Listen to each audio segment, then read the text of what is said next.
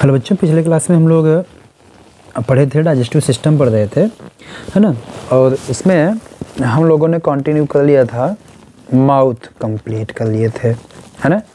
Mouth में पूरा हम लोगों ने उसका किस तरीके से वेस्टिब्यूल होता है ना, किस तरीके से ओरल कैविटी होती है, ओरल कैविटी में कौन कौन प्रेजेंट होते हैं, टीथ था, फिर इसके अलावा उसमें हम लोग देखे थे टीथ के अलावा पैलेट प्रेजेंट था, पैलेट के अलावा वहाँ पे क्या प्रेजेंट था, टंग प्रेजेंट थी, है ना। उसके आगे हम लोग चलते हैं कि अब माउथ को हम लोगों का जो नेक्स्ट पार्ट आता है वो होता है फेरिंग्स, ठीक है।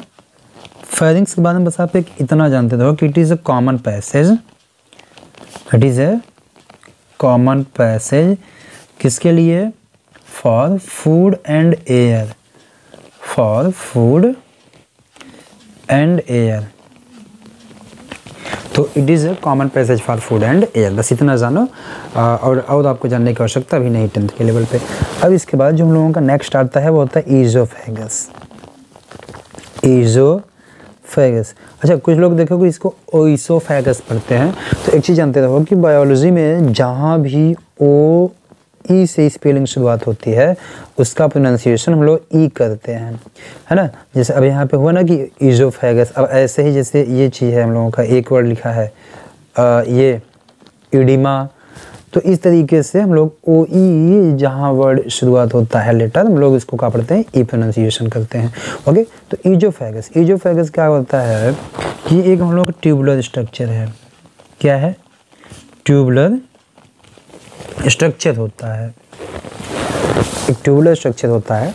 और इसका फंक्शन ये है कि ओरल कैविटी में फूड डाइजेस्ट हो गया, अब उस ओरल कैविटी का जो फूड डाइजेस्टेड फूड है उसको कहाँ तक पहुँचाने का काम करता है, ये स्टमक तक एक पैसेज प्रोवाइड करता है। एक बात और, ईज़ोफेगस में किसी भी टाइप का डाइजेशन नहीं होता, it only provide a passage for food moving from oral cavity to stomach. अब एक चीज़ और, यहाँ पे जो फूड हम लोगों के स्टमक में जाता है इसके लिए एक प्रोसेस होता है जिसको हम लोग कहते हैं peristalsis movement, peristalsis movement, peristalsis. आप ऐसे समझो कि सपोज करो कि ये ईज़ोफेगस है ना, यहाँ पे फूड हम लोग लिए इसको हम लोग कहते हैं बोलस। जब अभी हम लोग आगे जब डाइजेशन पूरा कंप्लीट सीखेंगे तो वहाँ पे देखेंगे।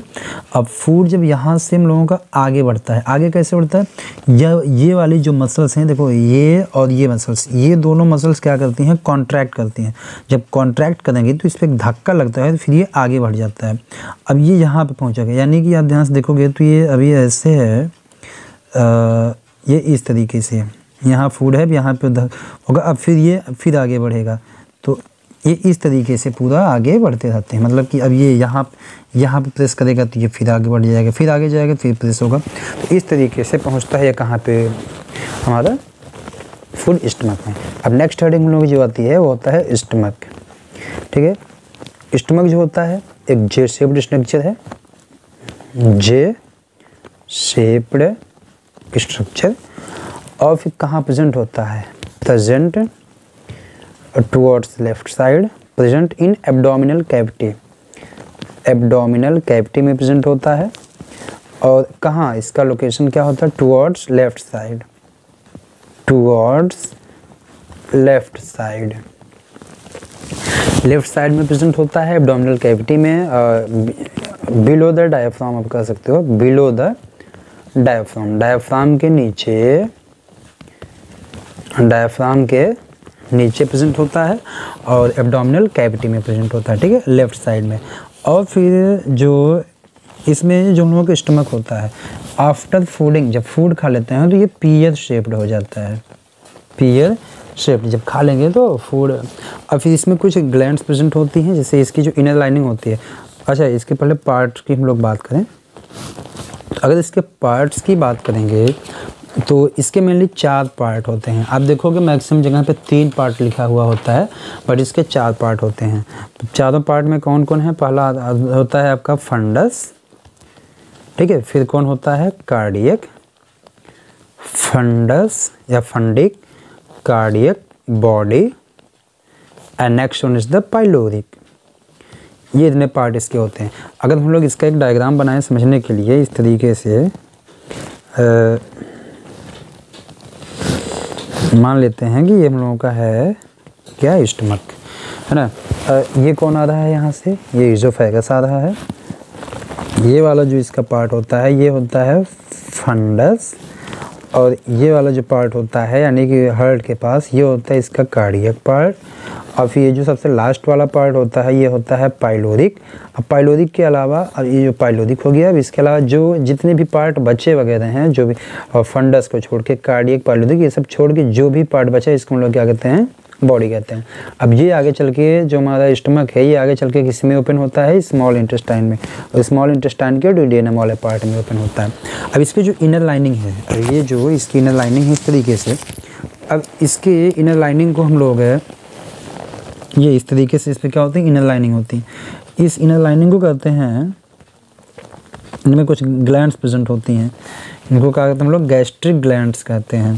क्या कहते हैं, गैस्ट्रिक ग्लैंड्स। ये कौन है यहाँ पे, गैस्ट्रिक ग्लैंड्स। ये जो गैस्ट्रिक ग्लैंड्स हैं ये क्या करते हैं, केमिकल निकालते हैं, और इनके कुछ सेल्स प्रेजेंट होती हैं। अब ये जो सेल्स होती हैं कौन कौन सी होती हैं, इसको हम लोग देखें। जो सेल्स हैं यहाँ पे, ये सेल्स 4 टाइप की होती हैं, 4 या 3 जो भी है, हम लोग इनको देख लेते हैं। यहाँ पे सेल्स, पहली सेल कौन प्रेजेंट होती है, पहली होती है म्यूकस नेक सेल, म्यूकस नेक सेल। और फिर कौन प्रेजेंट होता है यहाँ पे, पेप्टिक सेल, पेप्टिक सेल, या इसी का एक नाम होता है चीफ सेल, चीफ सेल। और जो लास्ट होता है तीसरा, इसको हम लोग कहते हैं parietal cell, PAR, parietal cell. अच्छा, पैराइटल सेल का एक नाम होता है ऑक्जिंटिक सेल, ऑक्जिंटिक सेल। देखो ये जो सेल्स हैं ये कुछ न कुछ सेक्रेट करती है। जैसे म्यूकस नेक सेल है, म्यूकस नेक सेल किसका सेक्रेशन करती है, म्यूकस का, ये म्यूकस को सेक्रेट करेगी। जो पेप्टिक सेल है ये पेप्सिनोजन को सेक्रेट करता है, पेप्सिनोजन। और पैराइटल सेल किसको जो है रिप्रेजेंट करती है, पैराइटल सेल किसको, ये HCl को सेक्रेट करती है ना। इसके अलावा जो है ये एक इंट्रिंसिक फैक्टर को भी करती है, एंड इंट्रिंसिक फैक्टर आप लिख सकते हो यहाँ पे, इंट्रिंसिक फैक्टर। एक बात तो आप अगर बोर्ड एग्ज़ाम में है तो ये आपके उससे प्लस है। अगर हाँ आपको इस लेवल पे कोई और कॉम्पिटेटिव एग्ज़ाम देना है तो इसके लिए आप इसको याद कर सकते, देख सकते हो। बाकी उतना हाँ नीट वगैरह में सब पूछे गए क्वेश्चंस हैं। अब जो इंट्रिंसिक फैक्टर है, इंट्रिंसिक फैक्टर है क्या, ये एक टाइप का फैक्टर होता है जो कि विटामिन B12 के एब्जॉर्प्शन के लिए एसेंशियल होता है। ये क्या है, यहाँ पे लिख लेते हैं, essential for absorption of vitamin B12, vitamin B12 के लिए रिस्पॉन्सिबल होता है कौन, हमारा ये इंट्रिंसिक फैक्टर। अब HCl, अब यहाँ से एक बड़ा इंपॉर्टेंट क्वेश्चन आता है आपके यहाँ कि जो HCl है ये म्यूकस क्या करता है, म्यूकस जो है जिसमें हम लोग यहाँ पे देखें ना कि ये पूरा सिस्टम है। अब यहाँ पे म्यूकस की पूरे ऐसे लेयरिंग हो जाती है। लेयर क्यों होती है, क्योंकि आपको पता है कि यहाँ से HCl निकल रहा है। pH नियर अबाउट इसका 1.7 के आसपास होता है ना, मतलब हाईली एसिडिक होता है। 1.8 से 2 के आसपास में इसका pH होता है, और ये इतना हाईली एसिडिक है कि खुद को ही डाइजेस्ट कर सकता है, ख़त्म कर सकता है। तो उसलिए अब उसके लिए या उससे बचने के लिए म्यूकस जो होता है, म्यूकस की इस तरीके से चारों तरफ एक लेयरिंग हो जाती है इसके, और ये म्यूकस इसको प्रोटेक्ट करता है जो इसकी खुद की वॉल है उसको डाइजेस्ट होने से। फिलहाल इसका हिस्टोलॉजी आपको देखना नहीं है, नहीं तुम लोग उसका देखते हैं, सिरोसा होता है, म्यूकोसा होता है, सारी चीज़ें ये आपको तो जानना नहीं है, सारी चीज़ मस्कुलरिस होता है, तो उतना डिटेल आपको भी नहीं जानना है ना। तो HCl एसिडिक होता है।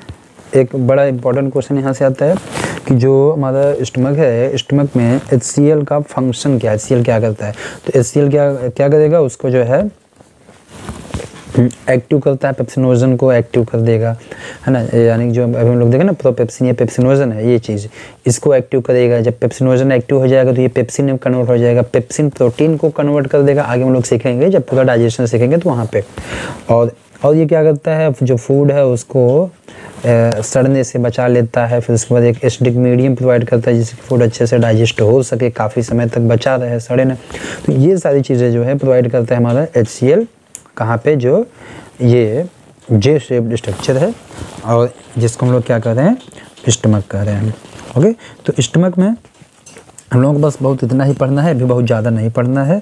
और डाइजेशन के लिए हम लोग अलग से पूरा एक सीखेंगे अभी कि ओरल कैविटी में कब कैसे डाइजेशन होगा, और फिर उसके बाद है स्टमक में कैसे डाइजेशन होगा, स्मॉल इंटेस्टाइन में कैसे डाइजेशन होगा। तो आज के लिए इतना ही रखते हैं, और बाकी नेक्स्ट क्लास में हम लोग small intestine and large intestine दोनों देख लेंगे, और उसी के साथ साथ वहाँ पे वर्मी फॉर्म ऑफ इंडेक्स भी देख लेंगे। यानी कि जो पूरा एक तरीके से ये स्टडी है एलिमेंट्री कैनाल की, उसको हम लोग कंप्लीट कर लेंगे सिर्फ ऑर्गन की, है ना। और फिर उसके बाद नेक्स्ट डे हम लोग कंटिन्यू करेंगे। तो अभी के लिए इतना ही रखते हैं, है ना। और जो भी डाउट हो उसको पूछ लीजिए फिर से, बाकी नेक्स्ट डे। Thank you.